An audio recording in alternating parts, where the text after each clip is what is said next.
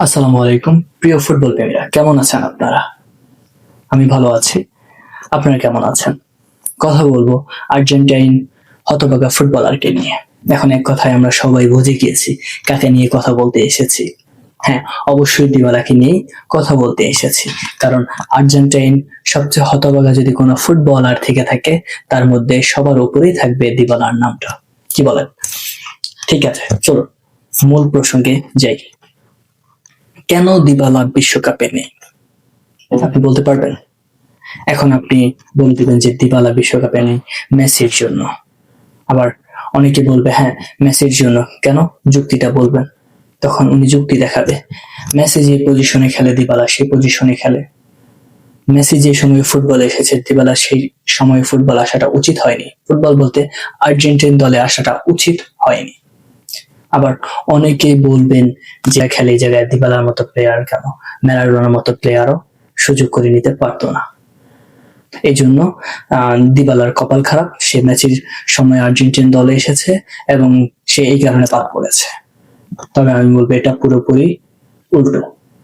আপনি দেখুন মেসি যে পজিশনে খেলছে, অ্যাটাকিং মিড বলেন, আপনার হচ্ছে রাইট উইং বলেন, মেসি যে পজিশনে খেলছে, আমি মনে করি হ্যাঁ দিবালা আপনার কথাটা এক দিক দিয়ে কিন্তু পুরোপুরি ঠিক আছে। আপনার কথাটা পুরোপুরি ঠিক আছে, এটার সাথে আমি একমত। তবে এটার সাথে আমি কখন একমত হব না, যখন আমি এটার বিকল্প ভাববো। এখন আপনি বলবেন আপনি বিকল্প কি ভাববেন?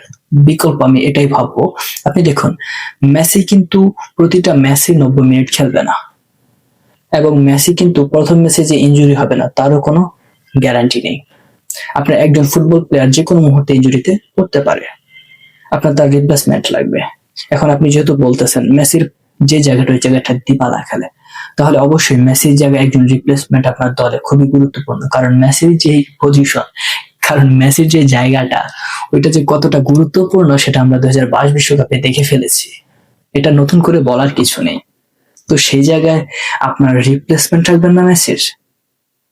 মেসিকে 90 মিনিট খেলাবেন আপনি?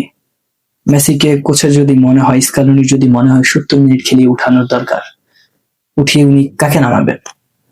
আপনার মেসির পরবর্তী স্থান আপনি যদি দিবালাকেই মনে করেন, তাহলে দিবালাকে তো দলে রাখার প্রয়োজন ছিল স্কালোনি। স্কালোনি এতটাই বোকা?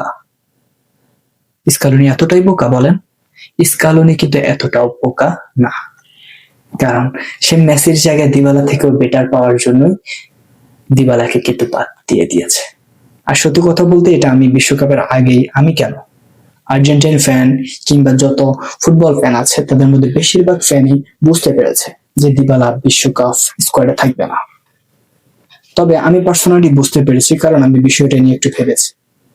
কি ভেবেছি? বিষয়টা নিয়ে ভেবেছি কারণ মেসির জায়গাতে যে খেলবে সে আর কেউ না, নিকো পাচ, যে কিনা রিয়াল মাদ্রিদ থেকে কোমোতে গিয়ে ইতালিয়ান লিগে গিয়ে খেলছে। আপনারা যারা ইতালিয়ান লিগ বা হচ্ছে ফুটবল ফলো করেন তারা বলতে পারবেন, কোমোতে নিকো পাচের পারফরমেন্স সম্পর্কে তারা বলতে পারবেন। তার বল কন্ট্রোল, বল পাসিং, তার যেই ড্রিবলিং স্কিল, তার যেই প্লেয়ারদেরকে বোকা বানিয়ে প্লে মেকিং, শুটিং, সেটা যে কতটা ইম্পর্টেন্ট, এবং তার যে স্টেমিনা, যেটা সে পুরো ম্যাচে খাটাতে পারে, পুরো 90 মিনিট খাটাতে পারে, সেটা আপনি কোমর কয়েকটা ম্যাচ ফলো করলে আপনি বুঝতে পারবেন নিকো পাচ কোন ধরনের ফুটবলার। এবং নিকো পাচ কিন্তু সেন্ট্রাল মিডও খেলতে পারে।